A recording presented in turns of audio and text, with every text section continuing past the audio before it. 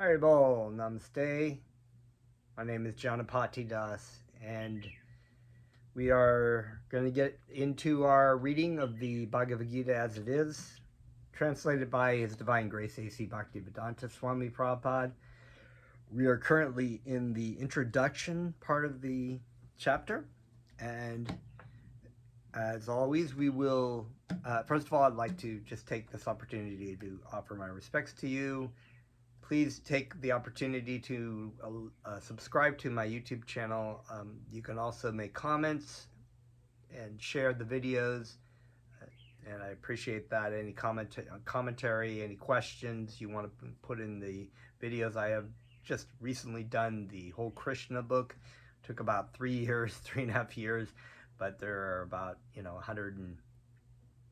80 videos from the whole Krishna book from the 10th canto of the Srimad Bhagavatam. If you want to dive into that, you can go into that. But I have just started the Bhagavad Gita, an introduction. I've been done 3 classes. And so I'd like to offer my respects to you, offer my respectful obeisances also to my spiritual master, Jagat Guru, Siddha Swarupananda, Paramahamsa Srila Prabhupada. And may he shine the light of insight in my heart that I may be able to share the words of Bhaktivedanta Swami Prabhupada and of the message of my dear Guru Dev and Krishna. And we are going to start this off with some chanting of Krishna's names. So please join along and chant Krishna's names.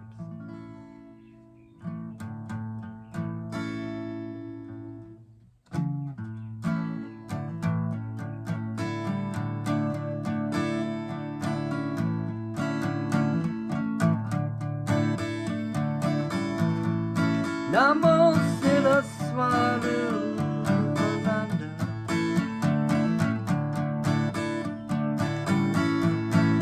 Paramahamsa Namine,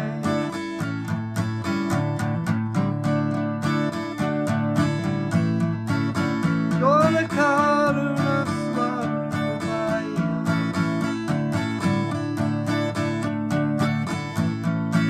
Radha Krishna Style.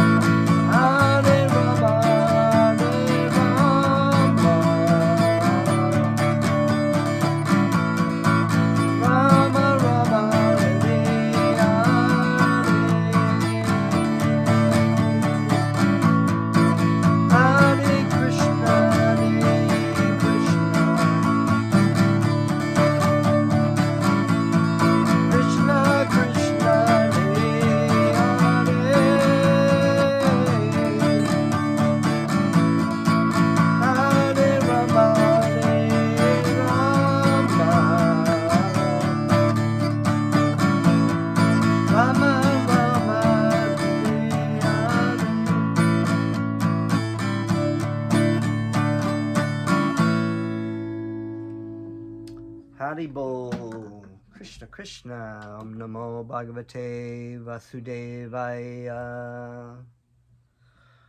Om Anagana Tamiranda Shakana Jana Shalachaya Chakshur Militam Yena Tasmai Shri Gurave Namaha.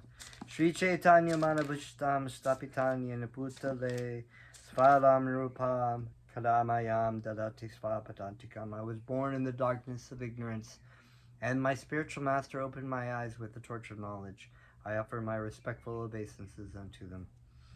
When will Srila Rupa Goswami Prabhupada, who has established within this material world the mission to fulfill the desire of Lord Chaitanya, give me shelter under his lotus feet?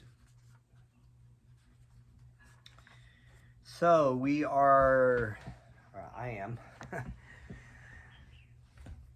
so I am continuing. I have to think we, because we're all listening to it. We're all engaging in this, even though we're on other sides of the phone. So,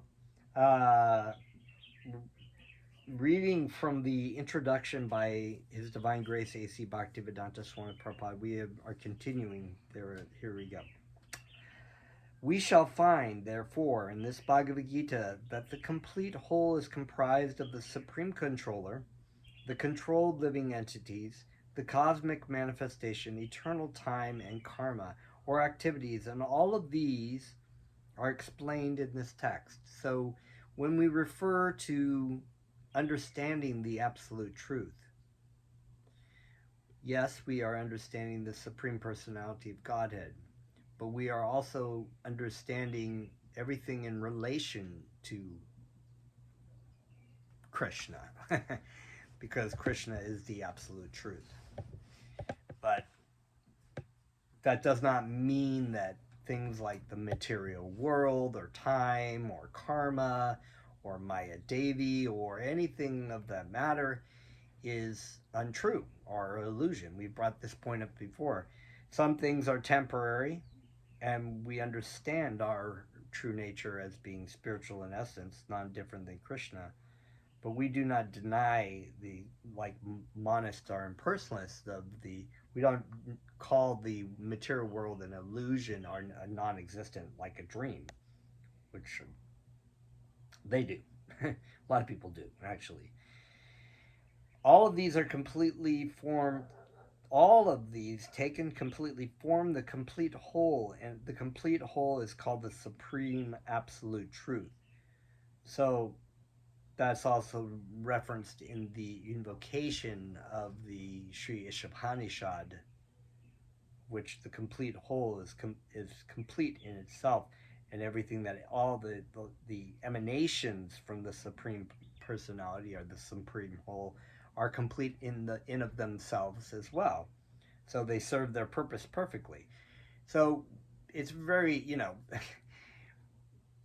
the world is the material world is imperfect, but it is complete, and it is perfect in the sense of it's what it has to do, right? It is not complete and perfect in trying to satisfy completely the living entities lost in the material world, but it is complete in this purpose of frustrating the living entity, to drive the living entity, or the jivatma, to question who am I and why am I suffering. So because there will never be any fully satisfied jivatma in the material world. The complete whole and the complete absolute truth are the Supreme Personality of Godhead, Sri Krishna. All manifestations are due to his different energies. He is the complete whole. It is also explained in the Gita that impersonal Brahman is also subordinate to the complete. Brahman is more explicitly explained in the Brahma Sutra to be like the rays of the sunshine. The impersonal Brahman is the shining rays of the Supreme Personality of Godhead. Impersonal Brahman is incomplete realization of the absolute whole, and so also the conception of Paramatma, and so also is the conception of Paramatma in the 12th chapter. there it shall be seen that the Supreme Personality of Godhead Purushottam is above both impersonal Brahman and the partial realization of Paramatma. The Supreme Personality of Godhead is called Satchitananda Vigraha. The Brahma Samhita begins in this way. Ishvaraha Paramaha Krishna Satchitananda Vigraha Nandiradir Govinda Sarva Karna Karna. Krishna is the cause of all causes. He is the primal cause, and he is the very form of eternal being, knowledge, and bliss. Impersonal Brahman realization is the realization of his Sat, being, feature. Paramatma realization is a realization of his Chit, eternal knowledge, feature.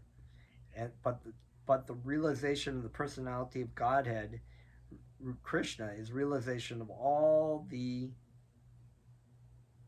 Didn't have like Ananda. Sat, Chit? Oh, yeah. Okay. But realization of the personality of Godhead, Krishna, is realization of all the transcendental features, Sat, Chit, Ananda, being, knowledge, and bliss in complete Vigraha form. So, a lot of things there just in that paragraph. First is that we will understand that there are different aspects of God realization. The lowest form of God realization is the impersonal Brahman, or the Brahma Jyoti.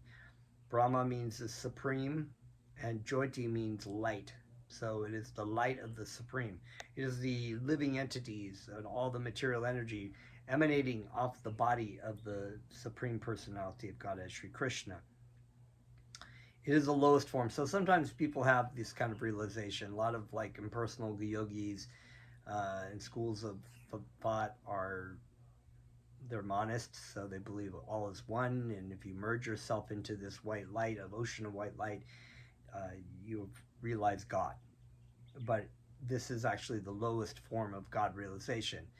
Then we have Paramatma, which is the expansion of the Lord in the heart, which yogis in the past used to meditate in the forest to have Paramatma realization, or realizing the Lord is within your heart. So we do have an expansion of Krishna in our heart with us. And he's always, we pray to God. We pray to Krishna, and Krishna responds from within our heart. We've heard this saying, the Holy Spirit is coming from within our heart, in Christian. So there's the highest realization is Bhagavad, or the person who is Satchitananda Vigraha. Vigraha means a form. But what trips people up a lot of times is say, well, how could God have a form? Because that's material. Well, this is not a material form, right? Krishna is his form is completely spiritual. And actually our true Vigraha, our true form, our spiritual form, is spiritual. The body around and the mind are actually material. So we too are Satchitananda Vigraha in our truest form, right? So we have eternity, bliss, and knowledge. We're eternal, as we've learned in the Bhagavad Gita. We don't have a beginning or an end. Only the body does. We're eternal. We're full of knowledge, true knowledge, absolute knowledge, transcendental knowledge. In our true form we are, but when we're covered over, the knowledge is obscured.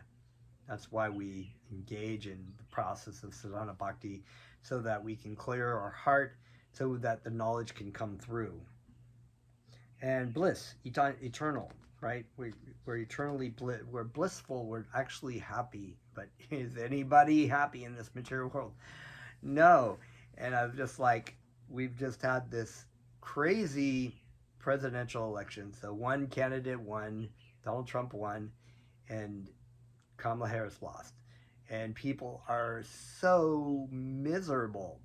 But the flip side is this false happiness, actually, too. That if the winning side is like, yay, there's this like, we had this kind of like pressure campaign.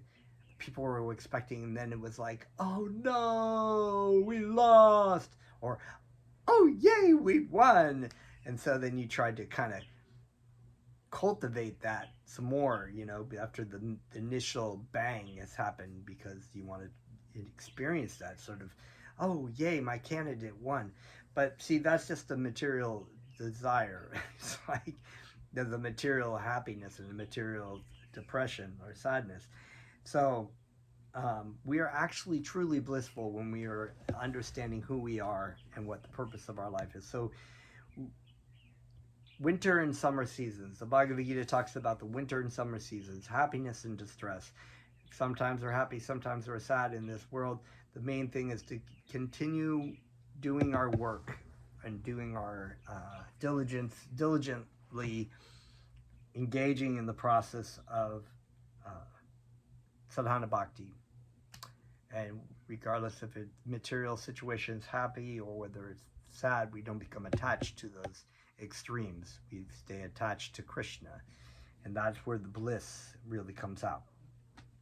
People with less intelligence, and of course the spiritual form, right? The spiritual form is full of Satchidananda.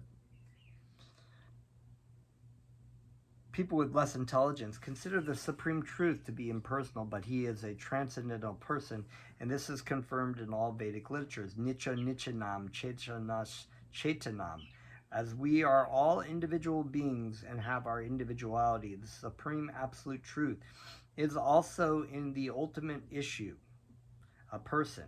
And realization of the personality of Godhead is realization of the transcendental features. The complete whole is not formless. So it's not like this. That is an incomplete understanding. There is a form.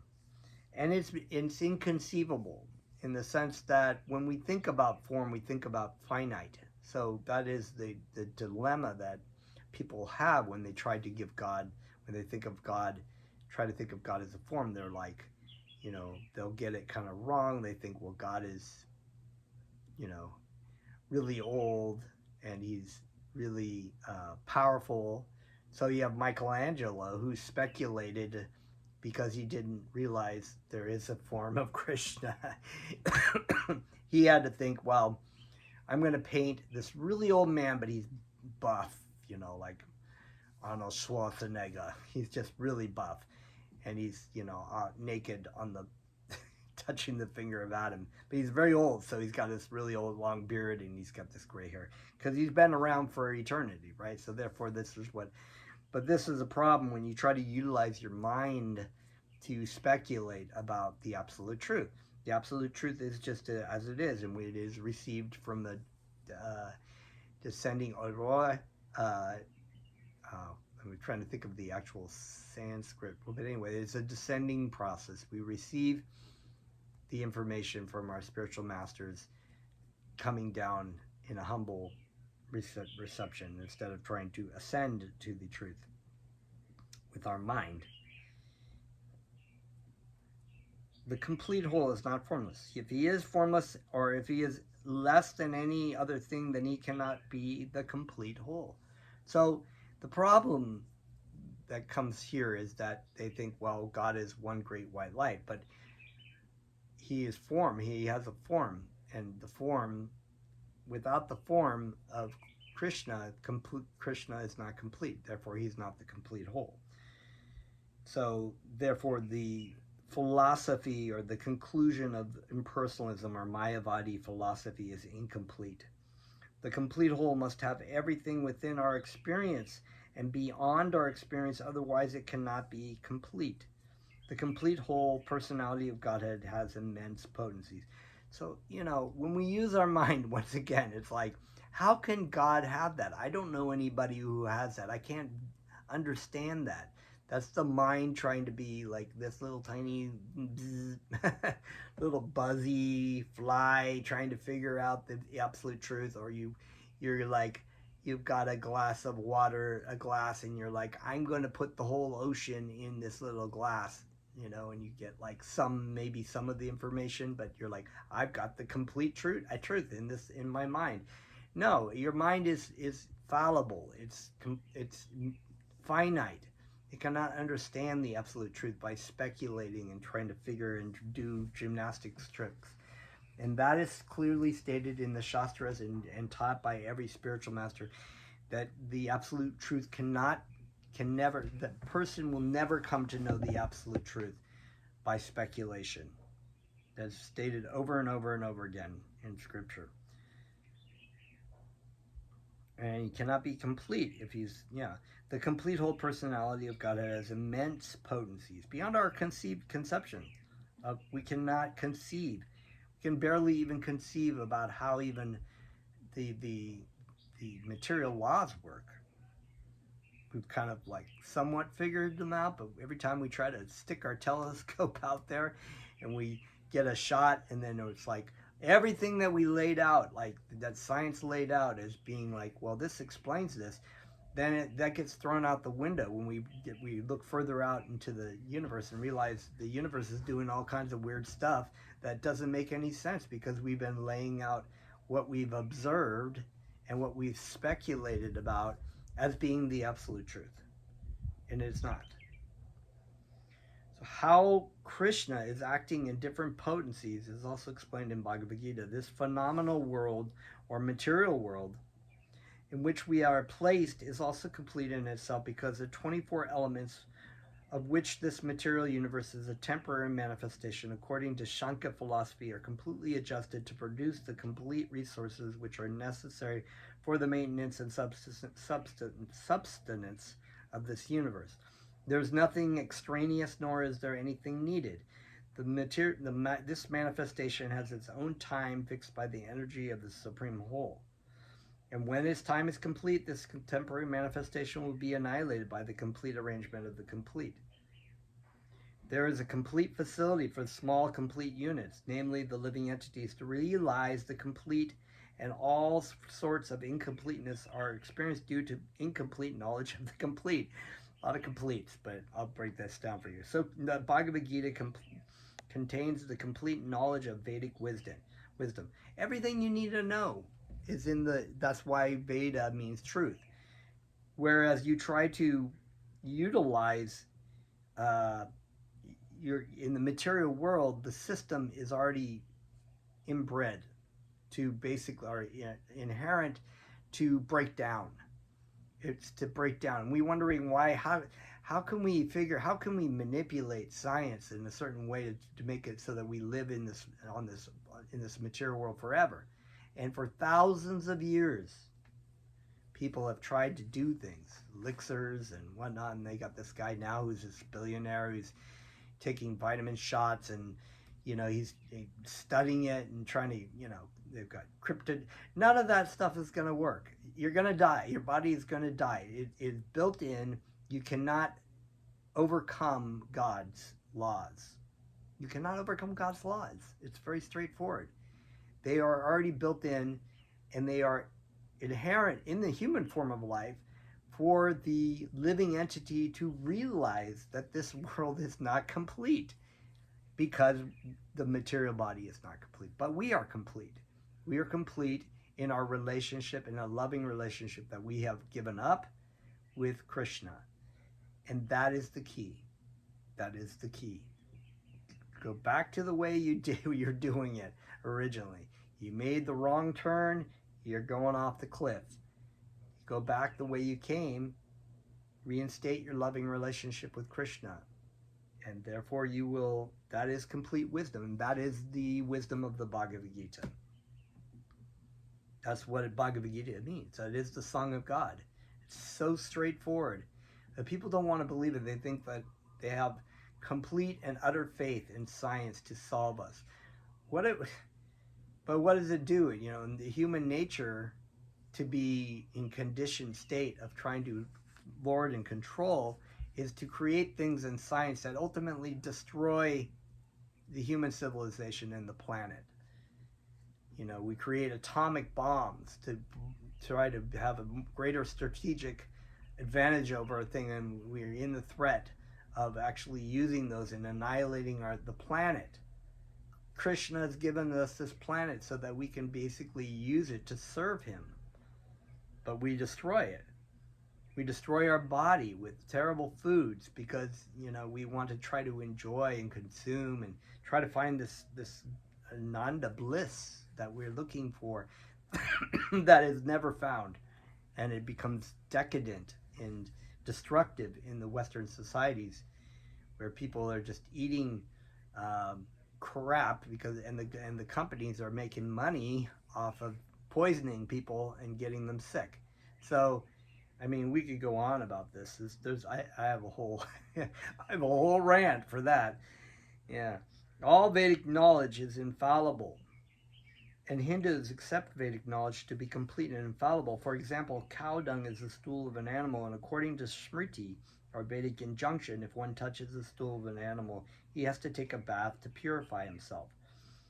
That's why, actually, the Muslims, even the Hindus too, when they would go into the temples, uh, they have to pass stool.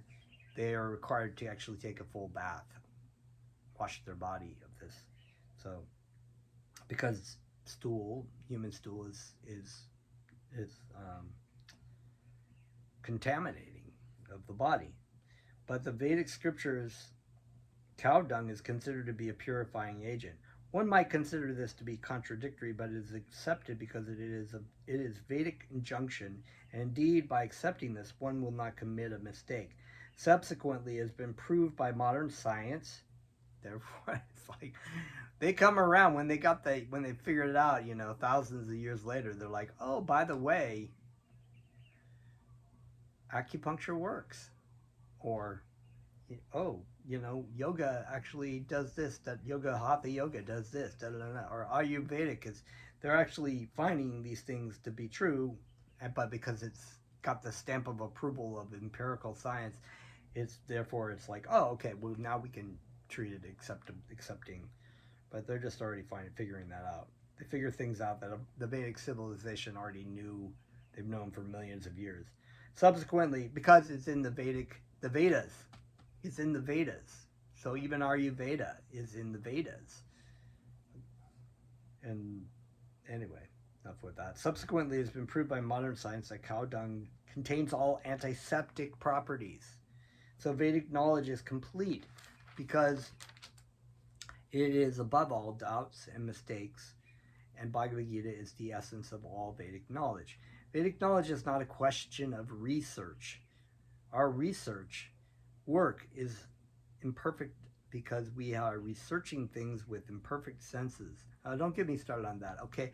Yeah, it's the same kind of thing. It's like, we used to have, this person's theory and that person's theory, and we'd go to the library and get, check out books or get the newsreels or whatever.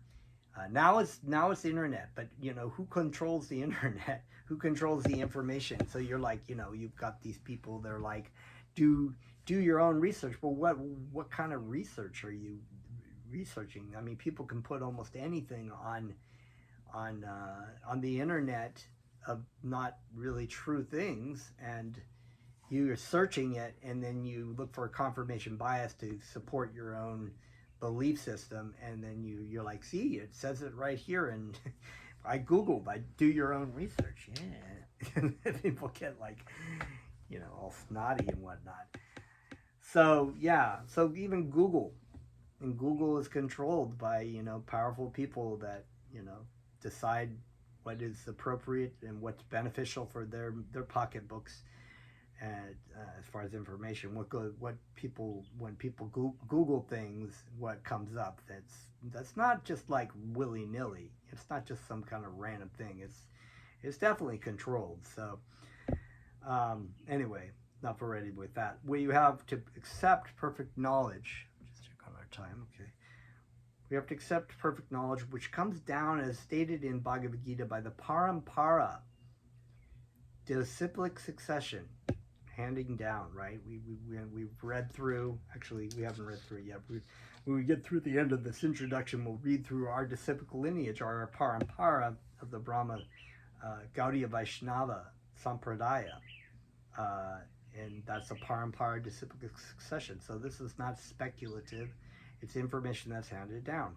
We have to receive knowledge from the proper source in disciplic succession, beginning with the supreme spiritual master, the Lord himself, and handed down to a succession of spiritual masters. Arjuna, the student who took lessons from Lord Sri Krishna, accepts everything that he says without contradicting him. One is not allowed to accept one portion of Bhagavad Gita and not another. No, we must accept Bhagavad Gita without interpretation, without deletion, and without our own whimsical participation in the matter. The Gita should be taken as the most perfect presentation of Vedic knowledge. Vedic knowledge is received from transcendental sources, and the first words were spoken by the Lord himself. The words spoken by the Lord are different from words spoken by a person of the mundane world who is infected with 4 defects. A mundaner is sure to commit mistakes, is invariably illusioned, has a tendency to cheat others, and is limited by imperfect senses. So let's read through those again, because that is everybody in the material world. Is sure to commit mistakes. Is sure to commit mistakes. Everybody makes mistakes all the time in the material world when trying, but they're just so sure. You know, it's like, for example, a very simple, I was seeing this video, and there was a political expert who gives workshops on how to be a political expert and charges money for it. And she was so sure by all the data that she had produced that Kamala Harris was going to win. And she was very cocky about it. And she went online and said, you know, was like making fun of like people that she was talking to, saying your vote was wasted. So November 6th, the results came in and Trump had won. So she had obviously made mistakes in her gathering of data. People make mistakes all the time. It's invariably illusion. That's another example of that woman, you know. You're illusioned. You're in the material world where the greatest illusionary trickster of Maya Devi is illusioning everyone. Everybody thinks that they are the owner and controller. And the owner controller, that everybody, that their opinion is the most important opinion. They are completely an illusion. And just like so overly attached to the things that go on in the material world and not even realizing that they're headed towards an impending death, and they're not doing nothing to just trying to eat, sleep, mate, and defend. They're just moving through the world, reacting without realizing, okay, death is coming. Then when death comes, they're like, oh my God, what do I do? I'm so afraid. Yeah, they should have been taking to the wisdom of the Bhagavad Gita and applying that in their life. But no. So they have the tendency to cheat others. I think we can think of a lot of examples of that where people try to cheat. They try to cheat each other. They rip people off. They try to commit crimes so they can get more money. And yeah, I mean, you could probably put your own example in that situation of realizing how many, you know, even ourselves, we all, how many people have like cheated on a test in school to try to get a good grade. You know, it's inevitable. We all want to try to find some kind of way to get around so we can have the goodies, or we can have the attraction, we can have the so-called enjoyment, right? So we're limited by imperfect senses. We're limited by imperfect senses. What am I wearing on my face? Broken glasses, but why? Because my eyes are imperfect. I can't read this book without my glasses. If I had perfect senses, I'd be able to see everything. I could see what's going on outside, what my wife is doing, where she's at. I could see everywhere and all the things. I can't hear everything. I can't even remember with my mind what I was doing 6 hours ago. I think I was at school teaching, but you know, specifically, what did we do last week? What were we doing last week at this time? Does anybody remember? So yeah, our senses are imperfect. So with these defects, how can we actually find the absolute truth using these when we're so conditioned? The answer is receiving the information from our spiritual master. With all these four imperfections, one cannot deliver perfect information of all-pervading knowledge. So we cannot know the absolute truth with trying to use our mind in this way. Vedic knowledge is not imparted. And, what another point I wanted to make is the senses, this is what we study empirical science. Empirical science is based on observation of utilizing the senses or some sort of extension of the senses in telescopes or microscopes, and using our mind to try to calculate things, and speculating about what it all means. That's also using our mind. But this last one, with just the fact that our senses are imperfect, our mind is not perfect, our eyes are not perfect. Sometimes we see things at night, we think it's a snake or an animal, but it's actually just a piece of garbage. That cannot come. Science is supposed to mean, it comes from old English and French and Latin, which means the truth, the absolute truth. So when we talk about Vedic knowledge, that is a true science. That is the true truth. That is the way, So, and what is speculation? Speculation comes from spec, which, we see in the word spectacles, because what we see, something that's trying to make us see in a certain way, right? So, anyway, that point there is, Vedic knowledge is not imparted by such defective living entities. It was imparted unto the heart of Brahma, the first created living being, and Brahma in his turn disseminated this knowledge to his sons and disciples as he originally received it from the Lord. The Lord is Purnam, all perfect, and there is no possibility of his becoming subjected to the laws of material nature. One should therefore be intelligent enough to know that the Lord is the only proprietor of everything in the universe, and that he is the original creator, the creator of Brahma.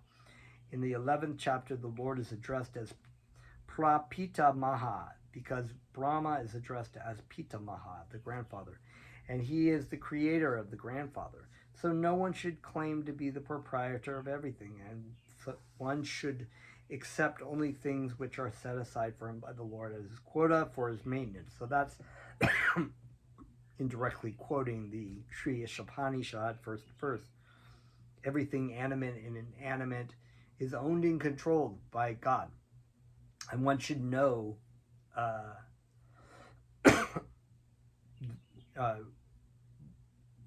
one should not try to strive. I'm trying to paraphrase. I'm trying to remember it off the top of my head, but one should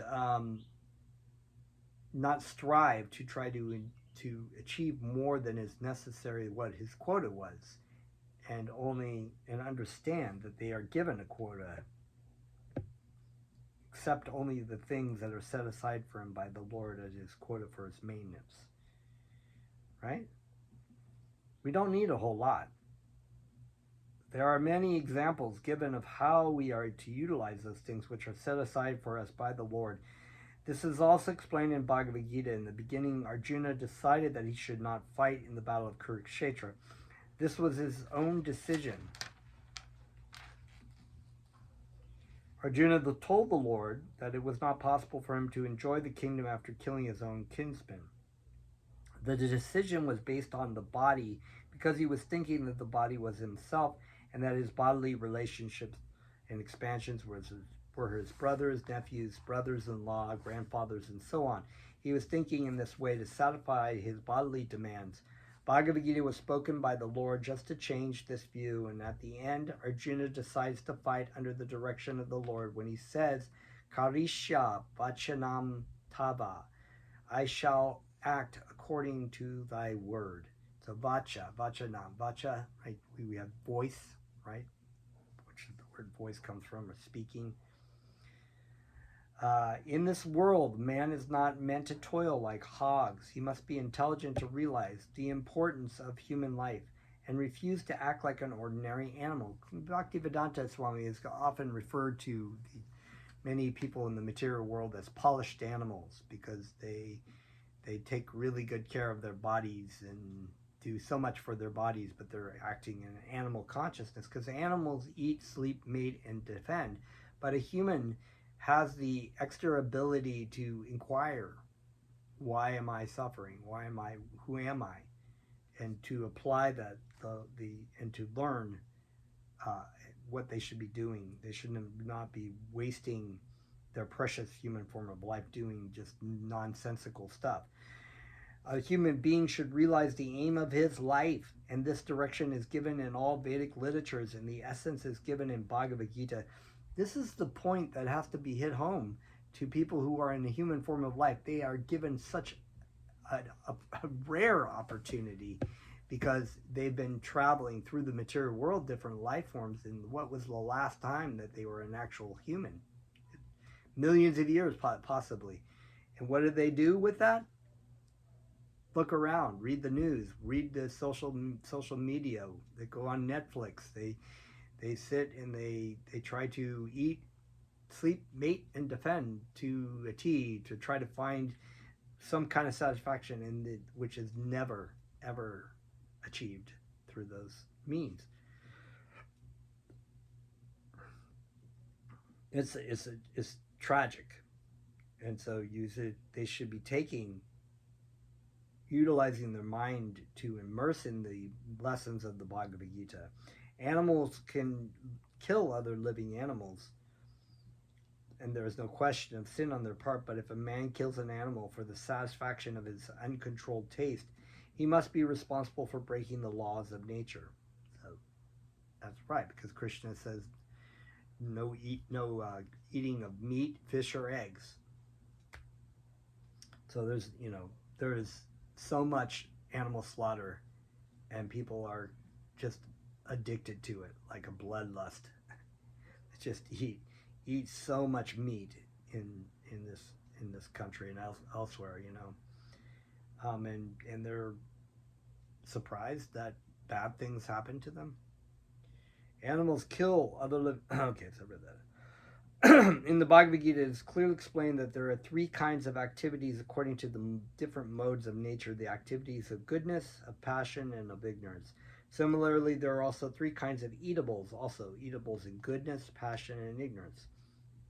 All of this is clearly described, and if we properly utilize the instructions of the Bhagavad Gita, then our whole life will become purified, and ultimately we will be able to reach the destination which is beyond the material sky. That destination is called the Sanatana sky, the eternal spiritual sky. In this material world, we find that everything is temporary. It comes into being, stays for some time, produces some byproducts, dwindles, and then vanishes. That is the law of the material world, whether we use as an example this body or a piece of fruit or anything. But beyond this temporary world, there is another world of which we have information. This world consists of another nature which is called Sanatana, eternal. Sanatan, yeah. Jiva is also described as Sanatan, eternal. And the Lord is also described as Sanatan in the 11th chapter. We have an intimate relationship with the Lord, and because we are all qualitatively one, the Sanatan Dhamma, or sky, the Sanatan Supreme Personality, and the Sanatan living entities, the whole purpose of Bhagavad Gita is to revive our Sanatan occupation, or Sanatan Dharma, which is the eternal occupation of the living entity.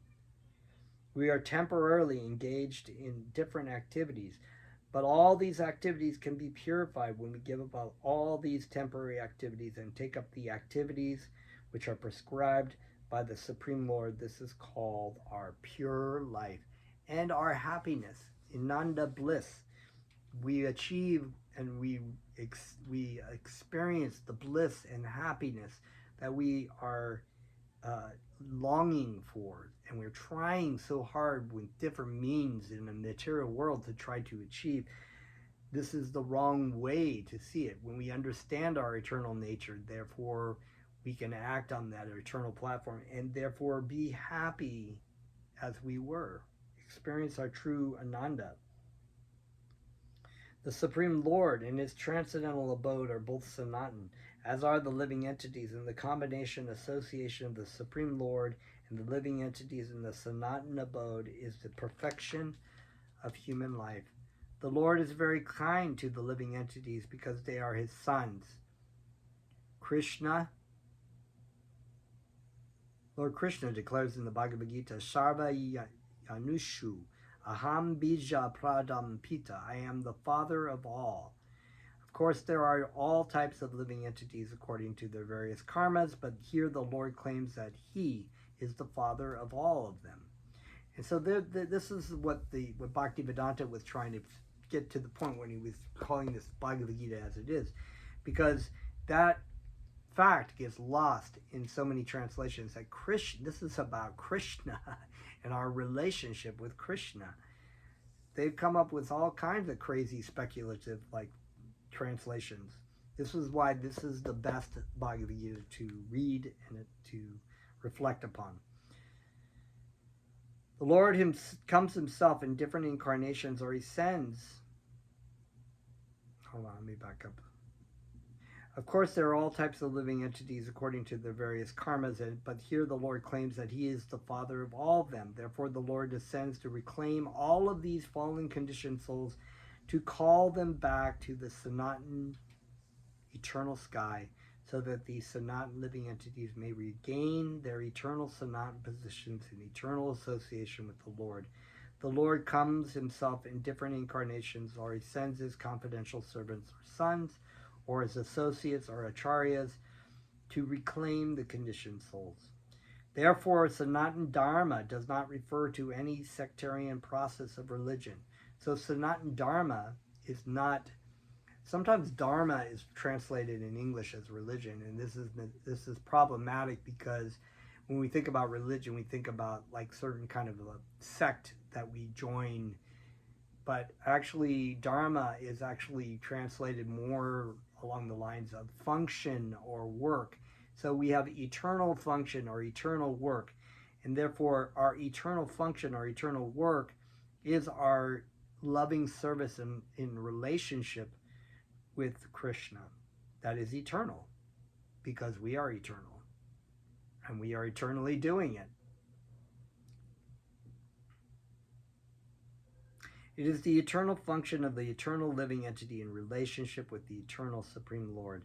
Sanatan Dharma refers, as stated previously, to the eternal occupation of the living entity.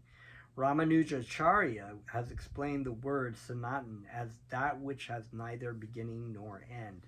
So Krishna, right from the very beginning, states, never was there a time when you did not exist, nor in the future shall you ever cease to be. That is a Sanatan. It is the eternal. The living entity is eternal, and being an eternal living entity, he has a function, because we are active. We are not just non-active, right? We have to have activity to do, and that is what the Bhagavad Gita breaks down a lot of here. So once we get into this, we'll talk about it more. The English word religion is little different from Sanatan Dharma. So here we go. Bhaktivedanta is going to explain that. Religion conveys the idea of faith, and faith may change. One may have faith for a particular process, and he may change this faith and adopt another, but Sanatan Dharma refers to that activity which cannot be changed. For instance, liquidity cannot be taken from water, nor can heat be taken from fire. Similarly, the eternal function of the eternal living entity cannot be taken from the living entity. So that eternal function of service to God is eternally there. It cannot be separated. You may want to temporarily forget it by trying to, but the reality is the Sanatan Dharma continues. We just redirect our service to Krishna's external energies of Maya Devi, of the material world, but we're still serving God, indirectly. There's no escape of that. Sanatana Dharma is eternally integral with the living entity. When we speak of Sanatana Dharma, therefore, we must take it for granted on the authority of Sri Ramanujacharya that it has neither beginning nor end. That which has neither end nor beginning must not be sectarian, for it cannot be limited by any boundaries. Yet those belonging to some sectarian faith will wrongly consider that Sanatana Dharma is also sectarian. But if we go deeply into the matter and consider it in the light of modern science, it is possible for us to see that Sanatana Dharma is the business of all the people of the world, nay, of all the living entities of the universe. Amazing. So what's understood is that actually Sanatana Dharma intersects through many religions. So Lord Jesus Christ was a true Vaishnava when he said, you must love the Lord your God with your whole heart and your whole mind, and like unto it, you love your neighbor as yourself. Understanding that this relationship with God is key. That was the Sanatana Dharma. So Lord Jesus Christ was a empowered living entity, Shaktivesha avatar, incarnation of Krishna. He was empowered to basically teach bhakti to a certain degree of that's what he was teaching, but he also had to approach the consciousness of the people of the time, as there are many representatives of Krishna who come and teach people at a certain kind of consciousness, like Moses. Moses was a Shaktivesha avatar. He also, but he understood that the consciousness of the Hebrews under captivity was extremely convoluted. So he had to instate Krishna gave him so many rules and regulations to follow, which are very similar to the Vedic sort of like the Vedic rules and rituals, to help elevate their consciousness, basically. Give them something to do that was spiritual, religious. Non-Sanatana religious faith may have some beginning in the annuals of human history, but there is no beginning to the history of Sanatana Dharma because it remains eternally with the living entities. Insofar as the living entities are concerned, the authoritative Shastras state that the living entities have neither birth nor death. In the Gita, it is stated that the living entity is never born and he never dies. He is eternal and indestructible, and he continues to live after the destruction of his temporary material body. So we're going to get into that in chapter 2. As this Bhagavad Gita reveals itself, Arjuna will lay out his arguments, which are all based on bodily consciousness, why he should not fight, and then Krishna starts to peel the argument by basically stating that you're arguing everything from a materialistic point of view. You have to understand that everybody is eternal and has a Sanatana Dharma, has the eternal function. In reference to the concept of Sanatana Dharma, we must try to understand the concept of religion from the Sanskrit root meaning of the word. Dharma refers to that which is constantly existing with the particular object. We conclude that there is heat and light along with the fire. Without heat and light, there is no meaning to the word fire. Similarly, we must discover the essential part of the living being, that part which is his constant companion. That constant companion is his eternal quality, and that eternal quality is his eternal religion. Okay, well, this is, even in the introduction, it's amazing. This is an amazing and beautiful introduction by Bhaktivedanta Swami Prabhupada that really lays out, touches on what the Bhagavad Gita is as we get into the different verses and the purports. We will, this introduction will unfold more. It's just this beautiful and wonderful treatise on our relationship with Krishna.